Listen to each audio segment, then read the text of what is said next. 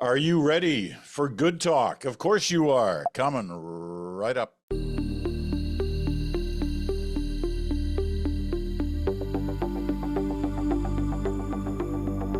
hello there, Peter Mansbridge here, along with Rob Russo and Chantal and Rob. It's your Good Talk Friday, and lots to discuss today, as there always is, but there really is a lot today. So let's get right at it. We're even going to talk about Mark Carney dropping a policy announcement today. Seems like a first, but we'll get to that in a minute, because obviously tomorrow is Tea Day, or so we're told that it's Tea Day. It's Tariff Day. Donald Trump just yesterday saying it's going to happen on Saturday, February 1st. That's tomorrow. However, we're still kind of talking about it, and we kind of he was saying that he was having a meeting last night about the Canada end of things. And in fact, there's a piece in the Wall Street Journal that was filed late last night that suggested there are talks going on that may be able to come to some kind of arrangements with Canada, which would lessen the impact of Tea Day. Well, we'll see. We've learned a long time ago not to buy into everything that we hear as these things are leading up to their apparent conclusion. We'll see. But let's start on that, on Tea Day. Rob, why don't you start us? What are you hearing? Well, I think we should start with what we know. What we know is that Canada's objective remains the same. Canada's objective is to try to maintain access to the U.S. market, which has been the foundation of its prosperity for 150 plus years. That's the objective. And when people talk about dollar for dollar tariffs, tit for tat, all of that other stuff, that can go by the wayside. Even if there is a trade war, there is the notion of calibration in Ottawa that they have to be very, very careful, because if they do get into an extended trade war with the United States, markets change. And if the United States becomes accustomed to not having goods from Canada and gets them elsewhere, those changes can become structural, enduring, and represents a real risk to Canada. That being said, Canada is doing things like expedited looks at other markets. It's on a hyperloop now.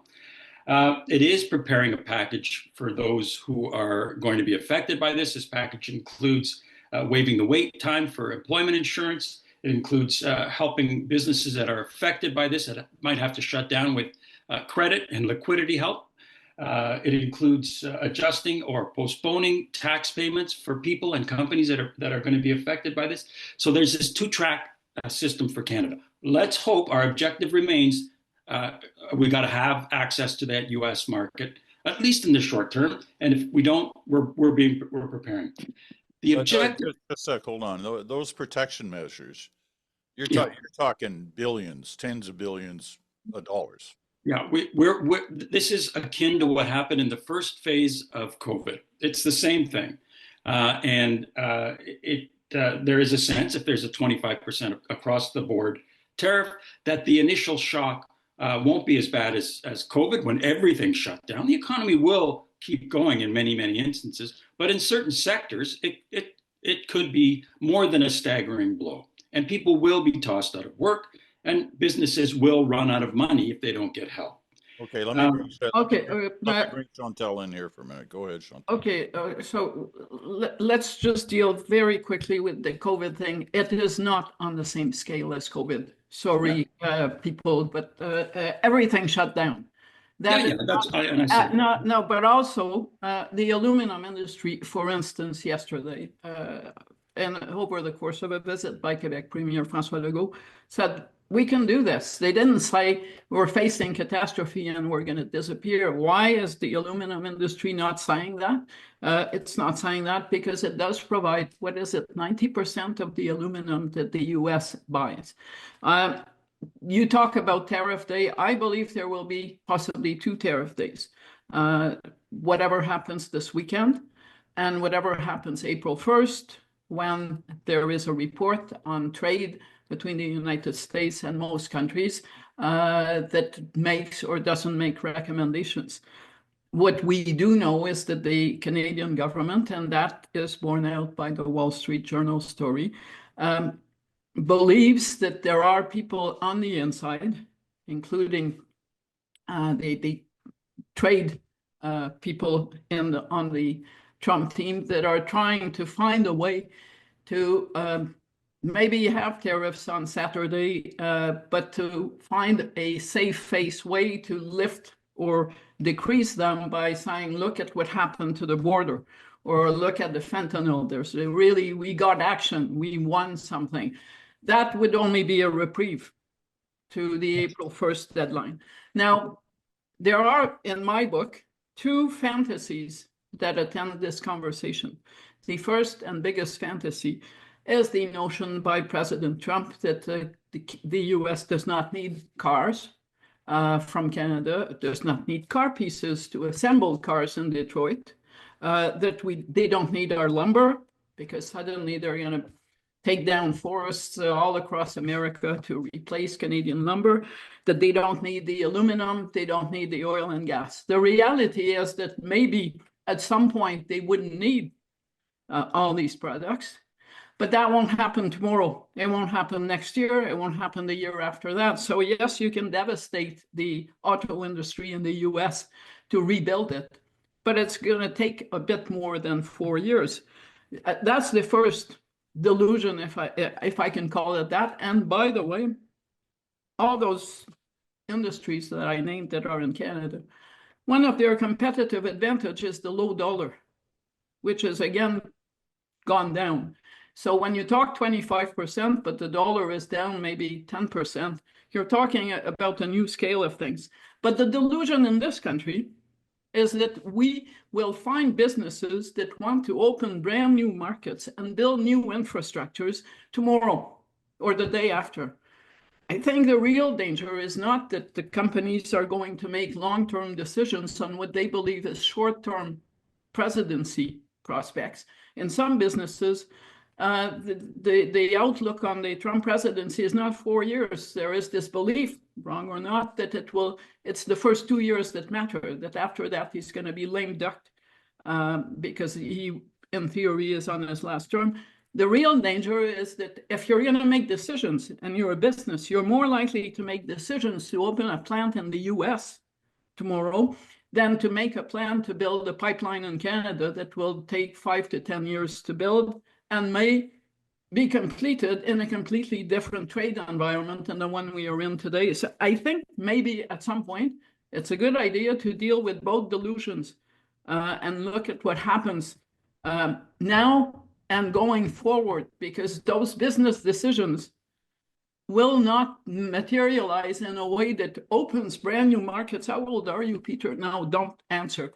I'm old enough to remember that ever since I've become an adult, we have been talking about that third way, how we would change our markets. Final point, the US did not negotiate the FTA, NAFTA, and renegotiate NAFTA because it liked us. If they had not found some profit in it, it would not exist. So it's easy enough to say, they're not being nice, they're going to tear up NAFTA or whatever it's called today. But seriously, they never signed it because they were being nice. Got it. Rob, pick it up where you were in there. Well, I would say that Chantal is right in referring to delusion. I'm not sure that anybody would accuse Trump of being a rational actor. I'm not sure that anybody would accuse him of basing his threat of a trade war or economic war against Canada on logic. It's partly on logic, not from him, but from the people around him, more about leverage. But I think we have to look at the people around him who do, from time to time, lay out the foundation of what the United States is trying to achieve. They believe that in the areas of trade, in the areas of defense, in the areas of immigration, what the United States has tried to do for the last 80 years has failed to help the United States. Even though when Trump took over, the United States was at peace and it was prosperous, they continue to believe that the deindustrialization of the United States has been a tragedy for a great swath of the people who are supporting Trump. And so what do they have? They have a reindustrialization strategy. They know that there will be short-term pain. They believe that that pain won't be as severe as people are saying, other economists. I'm not saying this is right. I'm trying to lay out the case that the people around Trump are making. And where Canada comes into that is on defense. They believe that we've shirked our responsibility to defend our own country. And I do think that there's something to that. If you want to be a sovereign country, you have to exercise your sovereignty. You have to be able to defend your own territory. And I think that we can no longer do that. The Chinese balloon threat last year showed that.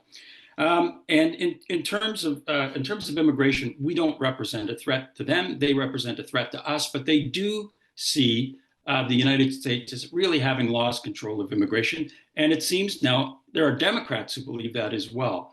So that's the change. Trump, yes, delusional. Yes, menace creep. I mean, we had Howard Lutnick, the Commerce Secretary designate, saying at one point, just solve the fentanyl and immigration problem and everything's all right. And then that menace creep came along the next day and said, yeah, that's not going to matter. You got to do that. You got to do trade and you got to do immigration. And so logic, no. Leverage, yes. And we've got to be prepared for at least the next 2 or 3 years for a shift, a fundamental shift in the way the people who are running the United States see their role and see their neighbors. Okay, somebody take me behind the oil issue. Trump yesterday says, well, maybe we won't put tariffs on oil. Well, I'm not surprised. Tariffs on oil for the Americans would mean higher gas prices in the United States. And that's the last thing he needs right now with that base that you're talking about, Rob. But is that what's going on here, or is it the inroads that Danielle Smith made in her trips to Mar-a-Lago and her It's gasoline and groceries that elect the U.S. president. He can't do anything about groceries. The price of eggs has gone through the roof. Exactly. At the Winn-Dixie and at the Publix. He can't do anything about that. He can do something about the price of gasoline. And if he did put any kind of tariff on crude oil from Alberta, we all know what's going to happen. Chantal mentioned aluminum, a really, really good example of bluster. It would take, the estimate is 6 Hoover dams. 6 Hoover dams in order to replace the aluminum that they get from Canada. How long did it take to build a Hoover dam? Just not going to happen. So he threw the door wide open for an exemption. The question for Canadians is going to be, does that sow division?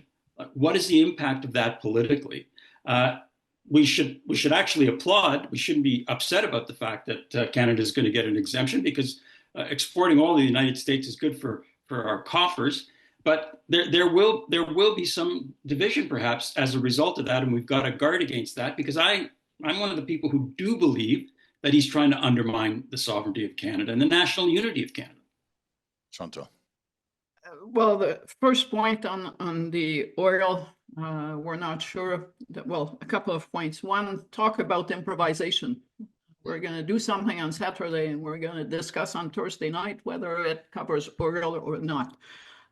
There's a back of the envelope feel to this. Second, there are people, more serious people around Donald Trump, who do believe in tariffs and reindustrialization. I agree. That is why I look at the April 1st deadline more seriously than anything that happens this weekend. But they are dealing with a president who has a low tolerance for pain. That short-term pain that would stretch over a number of years, that would raise housing prices, for instance, when you think of lumber. Let's not go to aluminum, is not something that Donald Trump wants to live with. We know that he has a short attention span, and he wants quick wins. So whether he has the fortitude to see the U.S. through a period where prices go up because of his tariffs, I don't know. It doesn't, I'm not sure you can convince him to take that pain. I've not seen his capacity for self-sacrifice on exhibit very often. What happens if oil is exempted? I think at first, probably nothing happens. for the unity reasons that you talk about. That being said, it would be wrong to believe that 100% of Albertans believe that Alberta has no dog in this fight, or that it doesn't matter what happens to Ontario and Quebec as long as Alberta's oil is being shipped without tariffs. So there will be a debate over that. It will put Conservatives, the federal Conservatives, in a tight spot, as if it's not tight enough already, because it will really place them between Ontario and Quebec, which will, both provinces and both premiers will say, this is a collective effort, and the national economic good is not just based on oil versus the Alberta base of the Conservative Party.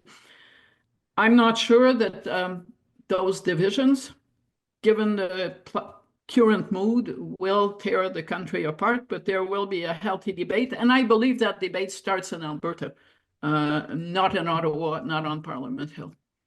Yeah, can I pick up on something you said there? And I'd like to hear from both of you on this. I know there have been a number of recent polls lately that show the national race here in Canada tightening up a little bit. But you dropped a line in there, Chantal, that this situation is making things tighter for Poilievre than they had been. Talk to me about that for a minute. How serious an issue is that? It's a serious issue. Why? Because look at Ontario voters. For all of the things we say about Quebec voters or Alberta voters, the people that do decide an election are Ontario voters. The way this is lining up to be, they will be hit first and foremost. Why? Because that's the economic powerhouse of Canada. And the impression that we are not fighting back, or we are fighting back with one hand tied behind our backs because the Conservatives Party political interest lies with Alberta, that's where the base is not a perception that Pierre Poilievre wants to have, to drag into a federal election campaign that will center on how do we fight back and how do we preserve our economy. If you're going to tell Ontarians, we don't care that your auto industry is being devastated as long as Alberta oil is going south and Alberta is having a great economic time despite tariffs, that will impact on the electoral prospects of the Conservatives and on their odds of forming a majority government or B government, period. Rob? I think we saw an important shift in tactics from the Conservative leader this week.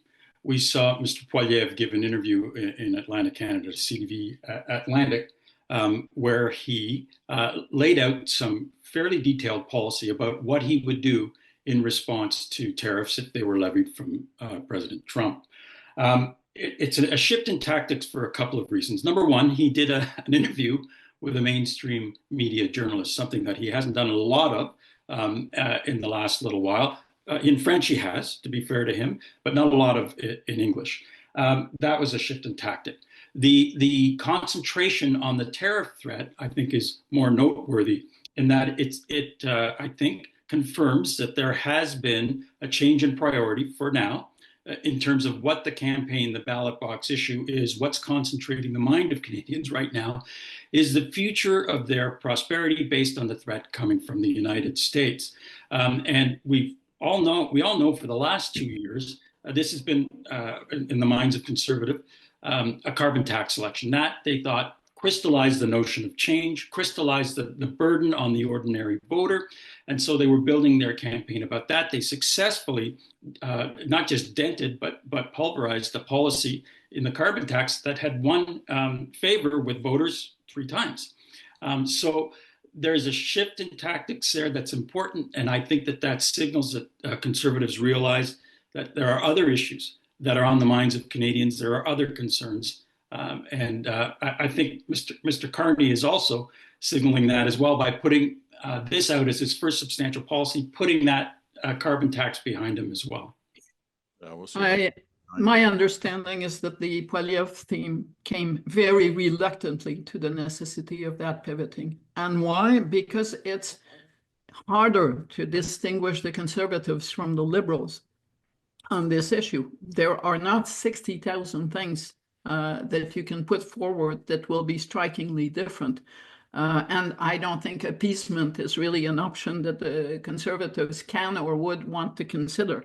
But the other problem for Pierre Poilievre is that he is now pit against someone, a future Liberal leader, and I don't just mean Mark Carney, but whose credentials on the Canada-US front are stronger than his own. That's not the playing field that he was on only 6 months ago. And he has, I would argue, a team problem. It's been all about Pierre Poilievre for years now, 2 years, Pierre Poilievre.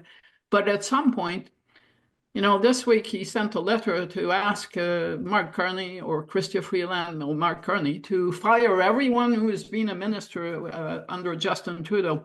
I'm not sure how that goes down in Atlantic Canada. Are you saying you want to fire Dominique Leblanc, who enjoys quite a bit of popularity in Atlantic Canada?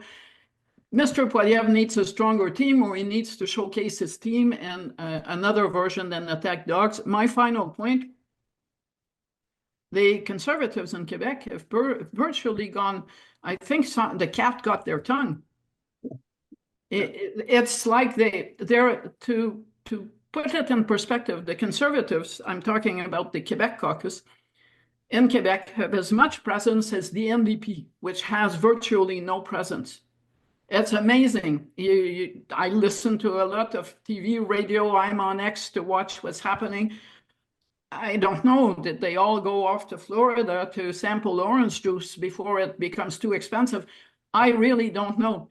But apparently, the word from the leader's office is, we don't want to hear you. Well, great, but that is not going to make Mr. Poilievre a household name that you want to have as prime minister in this province if all his yes men and women are mute on top of... Whether by design or by necessity, I think that's another reason why there's been a slight shift in tactics. Nobody was listening to Pierre Poilievre when he was talking about a carbon tax election. They had lost the oxygen of media. Why? Because another issue was dominant. They couldn't get any kind of traction. If you don't have oxygen and people aren't paying attention to you, they might begin to look at the alternative. And that alternative has become, it seems, slightly more palatable, not because of whoever is leading the party, but because I think of the drain of the Trudeau toxicity. And I think that there was some concern about that as well. Okay, got to take our break. Still to come, we're going to talk about this Mark Carney carbon tax thing. And where is Mark Carney exactly on the T-Day issue? We'll get to that. Plus, Jagmeet Singh. Well, somebody is going to explain to me what his position actually is, because I can't keep track of his flips and flops on exactly what he's going to do if and when the House comes back to sit at Parliament. We'll get to all of that right after this. I was one of those kids that always wanted to follow my dad. He was 100% behind me coming back to the family business. When I did come back, it was a much slower pace. And then I kind of sat and wondered if I had made the right decision. And so I started editing TikTok videos to teach people about appliances. One day I turned on my phone and we were at 8,000 followers, and it just grew exponentially. Since I joined, we've almost doubled our retail sales. Knowing now that the family business is secure for the next generation has been incredibly fulfilling. Welcome back. You're listening to the Friday episode of The Bridge. It is, of course, Good Talk. Chantal and Rob Rousseau in the house. You're listening on Sirius XM, Channel 167, Canada Talks, or on your favorite podcast platform, or you're watching us on our YouTube channel. And listen, thank you for the support on our YouTube channel. The views are way up in the last month or so, and last week I think was another record viewing thing on YouTube for Good Talk, over 50,000 views. So we're very happy to see that, and hopefully you're heading over there today as well to listen and watch on our YouTube channel. Smoke, Mirrors, and the Truth from Tuesday is also on our YouTube channel, so you can watch that there as well. Okay. Let's talk Mark Carney. If Mark Carney has a clear position on the tariff issue, on the U.S. issue, on the relationship with the states,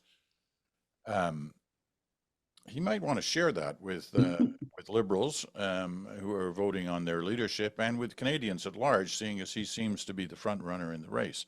He did share today, in what is one of his first major policy announcements, something we both referred to, all three of us have referred to already in this program, which is abandoning of the carbon tax structure as we have known it.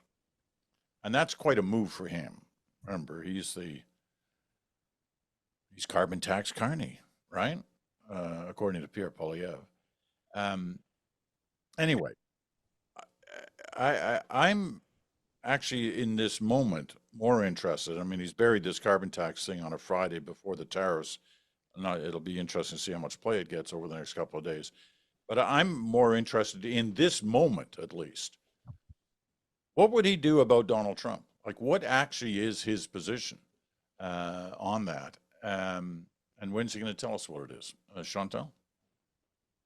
So I believe that Mr. Carney is wise to keep his powder dry. Why? Because we don't know. We just spent 15 minutes explaining that we don't know. And 26 actually. Great. And you want him to come up with a plan to respond to we don't know. That sounds to me like that game that kids play, you know, pin the tail on the donkey with your blindfold on your eyes. I do not want a plan from Chrystia Freeland or Mark Carney on how they would handle this before I know. Got one from Chrystia Freeland, though, right? I mean, well, it was more of an intention. I don't for a second believe that Mark Carney believes that he should just play dead if he were prime minister in the face of tariffs. Nobody actually believes that. But then there's the other issue. Chrystia Freeland is kind of running against herself in this campaign. So she's got a plan that basically suggests if I were prime minister, I wouldn't do anything that Justin Trudeau used to make me do, that I supported and applauded and defended. Mark Carney doesn't have that problem, but he does have one consideration.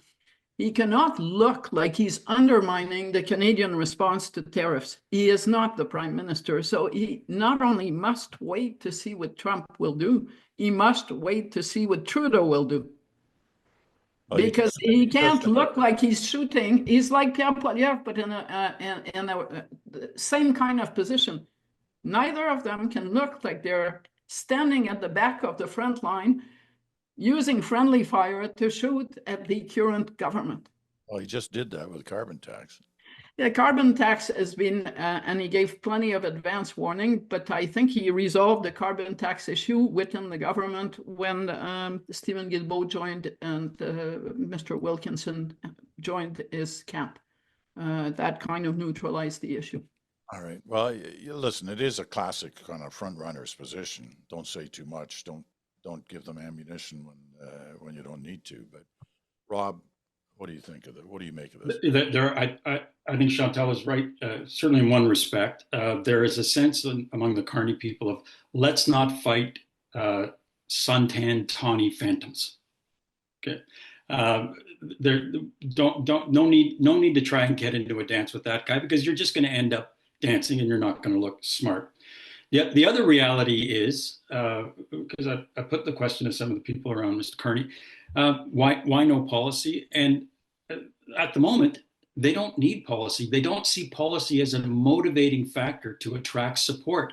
He is attracting considerable support without it. And that suggests to me that the Liberals who are going to him are not going to him based on the fact that he's a banker and that he has guided Canada through the recession of 2008 and Brexit. And it's winnability. This is the grits right down to the studs. Okay, they're always about winning, and they believe that he has the best chance of either making them competitive or, in their dreams, winning the next election.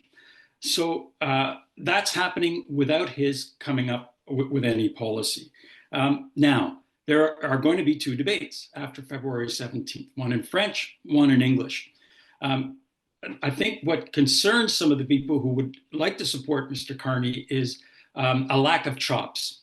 If he becomes the leader, he goes up against somebody who for the last 2.5 years has been touring every town, every village, every hamlet, and attracting hundreds, if not thousands of people to Legion Halls. And that guy has chops, and Pierre Poilievre. Does Mr. Carney have the chops? He is certainly very, very good when you get him in front of a room and you're discussing perils, economic perils, when you're discussing complex theories. But can he actually get in a room and connect with hundreds, if not thousands of people?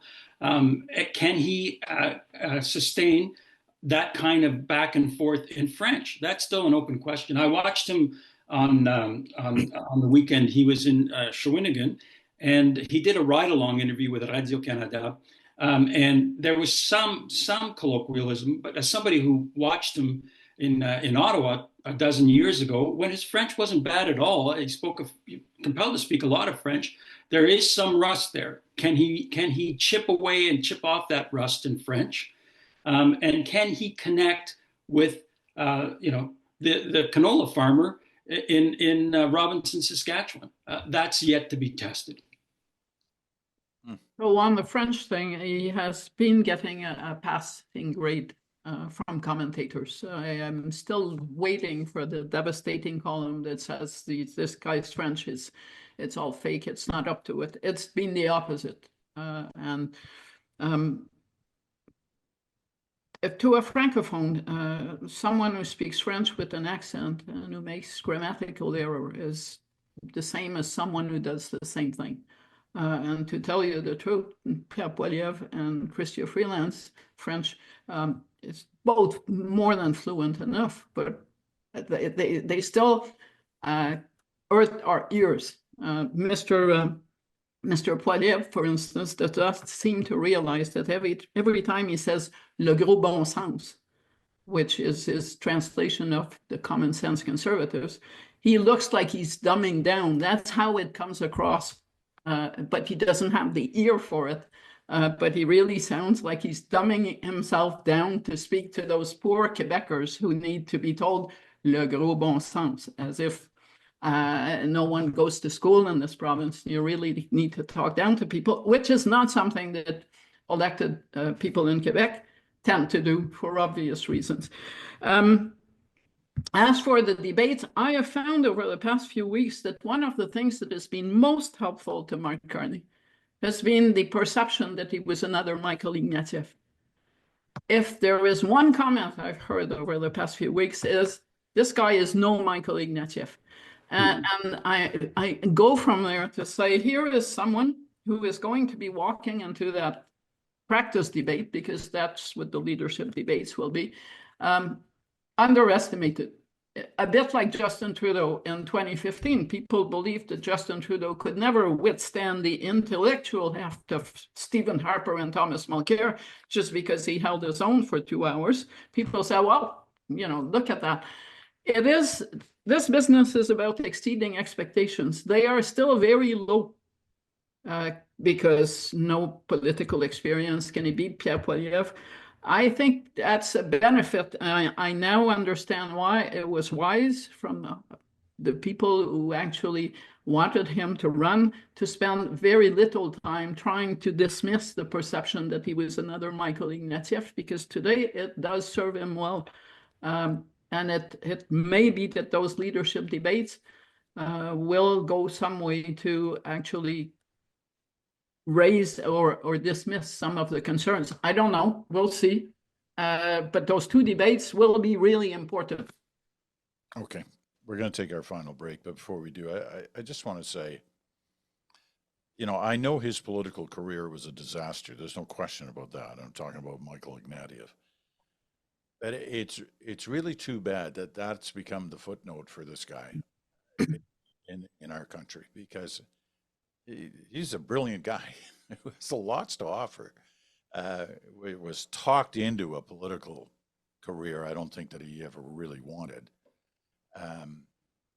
But it's just a shame that that's how we footnote him. Politics. It's a tough business, right? Yeah. Yeah. Can I just make an important distinction between the two, though? And one of the reasons why Mr. Ignatieff struggled is because really for the last 50 years, he only spent 5 years in Canada, maybe 6. That's not the case with Mr. Carney. Mr. Carney wouldn't do what Mr. Ignatieff did when he returned. He went to British Columbia and marveled at the mountains like a tourist. Okay. Mark Carney has been to tiny villages and hamlets as governor of the Bank of Canada. He has stayed in Ottawa. He could live in Singapore. He could live in New York. He chose to live in Ottawa. Never sold his house here. That's the important difference between the two. I think one really never left Canada except for a sojourn like I made in Washington for a few years. He has remained Canadian. Sorry, I didn't hear a word you said because I was mesmerized by what was going on behind you. I couldn't tell whether it was a cat or a dog. Now I can. That's Gracie the Wonder Dog, and she wants in. She wants to be part of the Good Talk panel. Okay, going to take our break and we'll come back. We'll talk about Jagmeet Singh. Oh, yeah. Can't wait to hear that conversation right after this.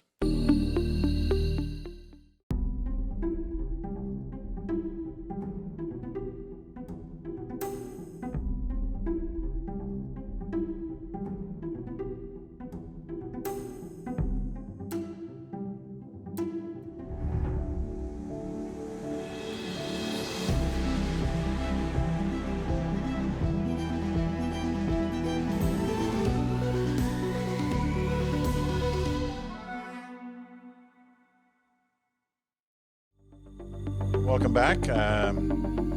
It's the final segment of Good Talk for this week with Chantal and Rob. I want to start by talking about Jagmeet Singh, the NDP leader. I was trying to count them up, and I've lost track. There's at least a half a dozen different positions in the last couple of weeks on what he will do when and if Parliament returns. What, March 24th, is that the date? I think that the proroguing of Parliament ends with a speech from the throne. And will the NDP, will they or will they not vote non-confidence in this government?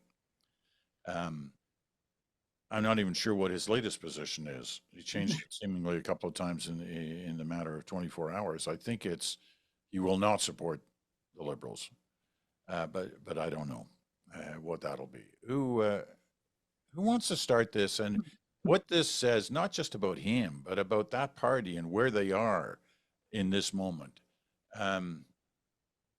Chantal, you start. So when you said somebody will explain to me what the NDP leader Jagmeet Singh is up to, I thought you would invite the fourth person. To be honest. That's the dog is there. Okay. It is a dog's breakfast. To build on this, my understanding of his current position, and it's only valid until he speaks again, I guess, is that he wants Parliament to be recalled now.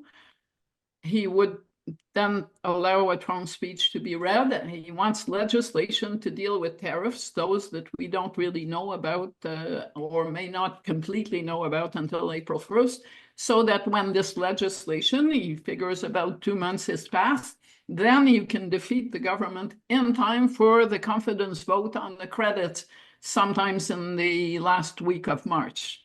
That's his current position. If you can't follow, don't worry. You're not the only one. I think the first time this week, I saw people who are NDP voices publicly say what a lot of us have been thinking, as in, how hard is it to follow a weather vane when you don't know which side the wind is going to be blowing? One of those was Thomas Mulcair, his predecessor, who wrote a devastating column about where the NDP was going and the fact that it was totally incoherent to try to follow what the NDP position is from one day to the next, naming Singh in the column. And another was Carl Bélanger, who used to work for a number of NDP leaders, including Jack Layton, but not exclusively, who has been tweeting the evolving, if you can call it that, positions of Mr. Singh, with, prefacing this with, if you think this is hard to follow, you're right. that's not good. But at the same time, you have polls that show that a majority of NDP voters, those that are left, would rather have an election in the fall than have one now. That they would rather have a parliament that works than a parliament that brings down the government anytime soon. And I'm curious as to whether the NDP caucus is inclined from one day to the next to continue following that leader. I mean, that's quite a statement. I mean, I hear where you're coming from, but is there any move towards that? Not that I know, but if you were, I mean, I hear it. People who are in the NDP and from the NDP tell me that they would like a change in leadership. Does that translate into action? I have seen no evidence of that. What are you hearing, Rob? Well, I think that there is a growing sense among New Democrats that the time for them to really bring down the government was in the fall, when their numbers were either very close to the Liberals or in some instances ahead of them in the polls, where they would have brought down a government led by Justin Trudeau, where they would have been able to put in the dream scenario always for New Democrats. A two-election scenario starts with the first part of supplanting the Liberals as official opposition and then trying to form a government. Jack Layton got halfway there in 2011.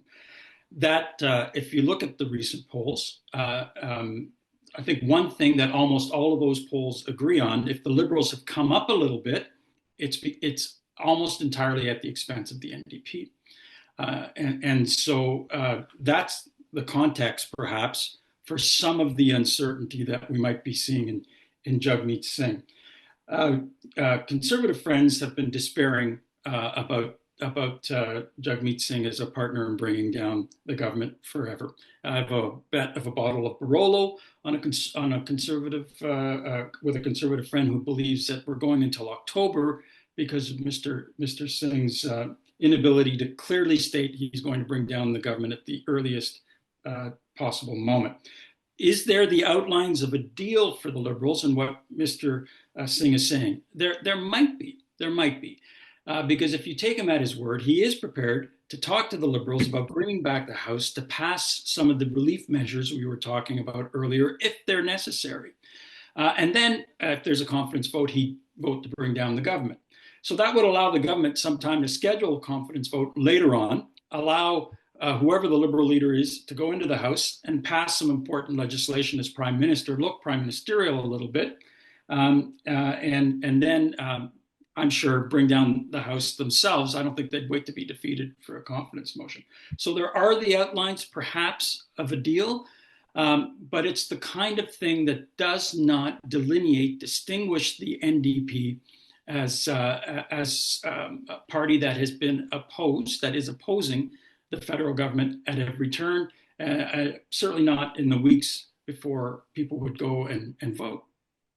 I don't believe that there is enough trust left between Mr. Singh and Justin Trudeau's team for a deal to be asked. I also don't believe there's enough confidence within Liberal ranks in Justin Trudeau to have Justin Trudeau bring the House back or make any of those kinds of decisions. While it would be the new leader. But the new leader, and I'm not convinced. Let's be serious about the scheduling of confidence votes. There is a supply vote that is inevitable. It cannot be pushed back beyond probably the first few days of April at best. And what Mr. Singh has been saying this week, his latest version of what he's been saying is that he wants Parliament to come back now. I don't see any scenario where Justin Trudeau goes back to the House of Commons as Prime Minister in any way, shape, or form. And if he were to do that, it would be a move that would profoundly divide his party. Now, I'm not saying that anyone is thinking about that, but the way that Mr. Singh has acted, it was Thomas Mulcair who noted in that news conference that he gave no heads up to the Prime Minister about last fall. He said 22 times that he was tearing up the confidence supply agreement with the Liberals. At some point, if you were negotiating with someone like that, would you think that it's credible? Would you trust that person enough to even consider having a negotiation with someone who changes his word or doesn't tell you he's not going to keep his word from one day to the next. I don't think I would.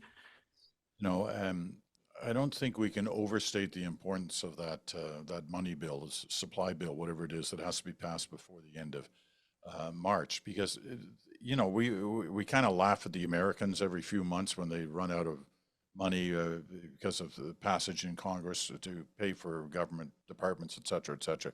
A lot of that in Canada is dependent on that supply bill each year at the end of March. And if it doesn't pass, things come to a grinding halt. Just to that, no, very quick point. This supply bill does not, things do not grind to a halt if we are in an election. Mm-hmm. In the old days, you could prorogue and still kind of extend this. Now, because of a ruling by Peter Milliken some time ago, right, that happens. So if we were in an election and the supply bill is not voted on, it wouldn't matter. But also, we are not in the US situation. There is money for ministries to continue operating, but there can be no new money easily for relief measures unless you have Parliament pass them. Yeah, the question for Mr. Singh is, if the relief package was contingent upon supply, voting in favor of supply, would he vote in favor of supply? That's why he's saying, bring it back now, Parliament, so I won't have to vote confidence. He has tied himself up in knots. Lots of paint on those shoes. Okay. Where I was going with that is it's not just government departments, and I understand the distinctions you've made and the Milliken ruling, but it's also Crown corporations. And, in situations where certain funding for certain Crown corporations, whether it's the CBC or the post office or what have you, is contingent on that end of March decision. And if, say, there was a government coming in that wanted to defund, say, the CBC, it'd be a lot easier to do it if there was no money there for them already programmed for the following year. Anyway, that's getting way off topic. I want to come back to what you were saying, Chantal, about Tom Mulcair. And I want to try to, we've talked about this on this program before, has an increasing relevance and readership and viewership. He works for CTV as well as his normal job. And he's not shy about what he says, whether it's about his old party, or whether it's about the Liberals, whether it's about Carney, whether Trudeau, whatever. How important is he right now within that group, the NDP, considering they tossed him after the last election? What he says, does what he says matter? He's no Ed Broadbent, who was, and I don't think he's even Alexa McDonough, who also was a significant voice within the NDP. I think that ship has totally sailed on both sides. He's a bit more like, it's a strange comparison, but he's a bit more like Lucien Bouchard in the Parti Québécois. Lucien Bouchard was a Parti Québécois premier. He quit, never ever attended another PQ meeting, and never said goodbye to the party. I think that is more Mr. Mulcair's position in Quebec these days, and also in his CTV work. He has been a major booster of Mark Carney. He is the person who first vouched for his French, having had him as a guest for more than an hour with a Q&A with the students at Université de Montréal. He certainly, as his writing and what he has been saying, has had a major influence on that no pushback on Carney's French that I was referring to.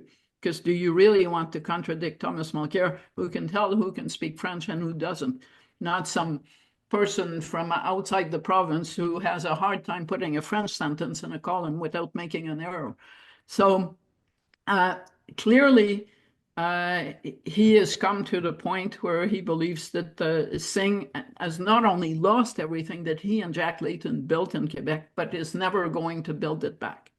And that matters to New Democrats in Quebec, that Mulcair and Layton together build something that has disappeared, gone, not coming back.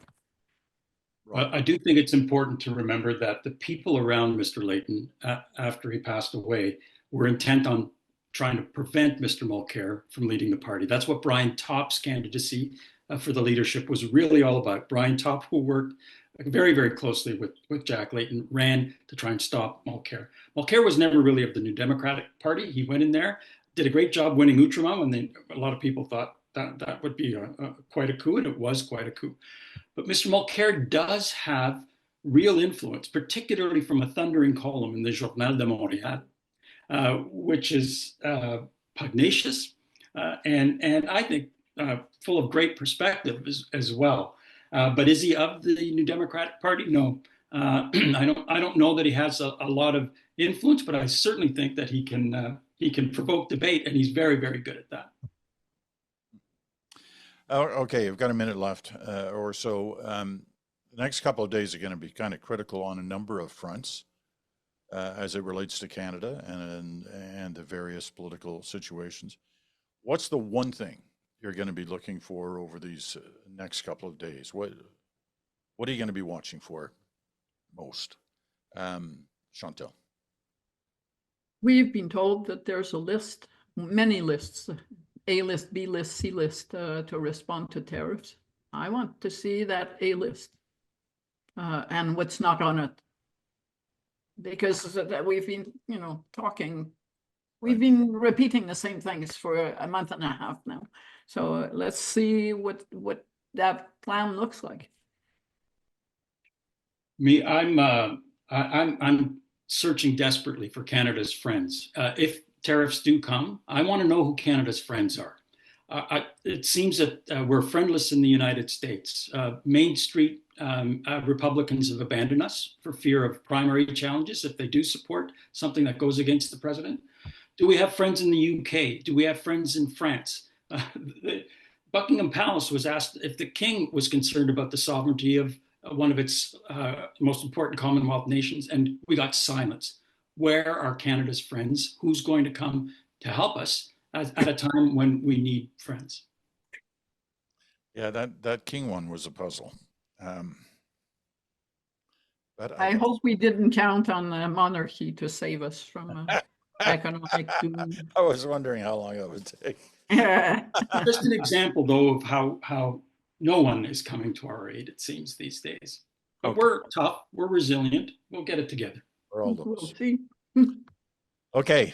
Listen, thank you both. That was a great conversation, as always. The Buzz is out tomorrow, 7 a.m. in your mailbox. Subscribe at nationalnewswatch.com/newsletter. And look for this on YouTube. If you just listen to it on your audio, there's lots of appearances by Rob's cat, or dog, sorry, in the program as well. Okay, that's it for now. I'm Peter Mansbridge. Thanks so much for listening. Everybody have a good weekend, and we'll talk to you again soon.